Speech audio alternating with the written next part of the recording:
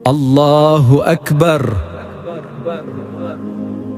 আল্লাহু আকবার। মানুষকে নামাজে ডাকি, কিন্তু নিজের ঘরটাই টিকছে না। হুজুরের জন্য কিছু করা দরকার।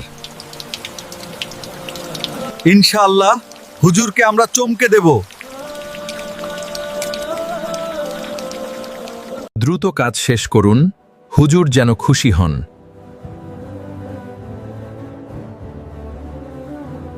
আলহামদুলিল্লাহ, সব প্রস্তুত। এত সুন্দর ঘর, এটা কি আমার জন্য?